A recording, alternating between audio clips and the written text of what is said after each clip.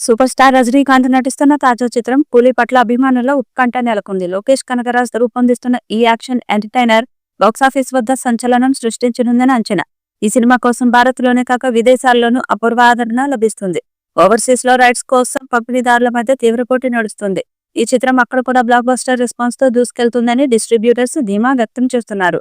కూలీ రిలీజ్ హక్కుల కోసం ఓవర్సీస్ మార్కెట్ లో హాట్ టాపిక్ గా మారింది. ఈ చిత్రంలో ఉపేంద్ర, అక్కినేని నాగార్జున, శృతి హాసన్ కీలక పాత్రల్లో కనిపించనున్నారు. అనిరుద్ రవిచందర్ సంగీతం సినిమాకి మరో హైలైట్. ఆగస్టు 14న గ్రాండ్ గా విడుదల కానున్న ఈ మూవీ రజనీ మ్యాజిక్ తో అభిమానులను అలరించడానికి సిద్ధమవుతుంది. ఈ సినిమా బాక్సాఫీస్ రికార్డులను తిరగరాస్తుందని అందరూ ఆశిస్తున్నారు. ఈ సినిమా నుంచి రీసెంట్ గా ఒక గ్లిమ్స్ అయితే బయటకు వచ్చింది. నాగార్జున బ్యాక్ షాట్ ఒక్కటే సినిమా మొత్తాన్ని డామినేట్ చేసింది.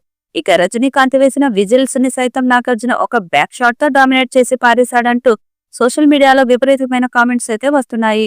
మరి ఏది ఏమైనా కూడా నాగార్జున ఈ సినిమాలో డిఫరెంట్ లుక్ లో కనిపించడమే కాకుండా తనకంటూ ఒక స్పెషల్ ఐడెంటిటీని సంపాదించుకోబోతున్నాడనే విషయం అయితే చాలా స్పష్టంగా తెలుస్తుంది. మరి ఈ సినిమాలో నాగార్జున నెగటివ్ క్యారెక్టర్ లో కనిపించబోతున్నాడు అనే వార్తలు కూడా వినిపిస్తున్నాయి. ఇక మొత్తానికైతే ఈ సినిమా ఆగస్టు 14వ తేదీన ప్రేక్షకుల ముందుకు రాబోతుంది.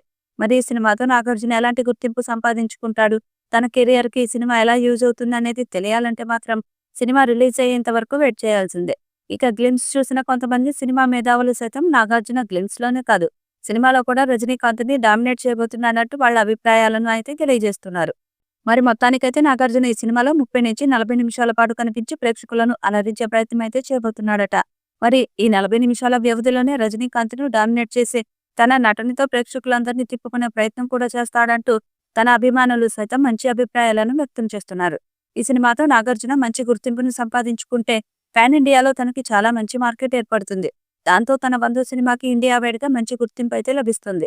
టీజర్ లో ఉపేంద్ర, నాగార్జున, సత్యరాజు లాంటి స్టార్ హీరోలను బ్యాక్ నుంచి ఓపెన్ చేసినప్పటికీ వాళ్ళ ఫేస్ మాత్రం రిపీట్ చేయలేదు. రజనీకాంత్ ను మాత్రం బ్యాక్ షాట్ నుంచి ఎస్టాబ్లిష్ చేసినప్పటికీ తన ఫేస్ ని రివీల్ చేయడమే కాకుండా అతని చేత విజిల్ వేయించారు. నిజానికి తమిళ ప్రేక్షకులు తమ అభిమాన హీరో విజిల్ కొడితే ఆనందపడుతూ ఉంటారు. అందుకోసమనే రజనీకాంత్ తో ఒక భారీ విజిల్ అయితే వేయించారు. మరి రజనీకాంత్ వేసిన విజిల్ రీసౌండ్ కి పాన్ ఇండియా వేడిగా ఉన్న రికార్డ్స్ అన్ని బ్రేక్ అవుతాయా లేదా అనేది కూడా తెలియాల్సి ఉంది. ఇక ఈ సినిమా 1000 కోట్లకు పైన కలెక్షన్స్ ను రాబడతాయా లేదా అనేది తెలియాలంటే మాత్రం ఈ సినిమా రిలీజ్ అయ్యేంత వరకు వెయిట్ చేయాల్సిందే. ఈ వీడియోపై మీ అభిప్రాయాన్ని కామెంట్ బాక్స్ లో తెలియజేయండి. ఈ వీడియో మీకు నచ్చితే లైక్ చేయండి, షేర్ చేయండి, కామెంట్ చేయండి. మరిన్ని అప్డేట్స్ కోసం మన ఛానల్ ని సబ్స్క్రైబ్ చేయండి. అలాగే పక్కనే ఉన్న గంట సింబల్ని గట్టిగా కొట్టండి.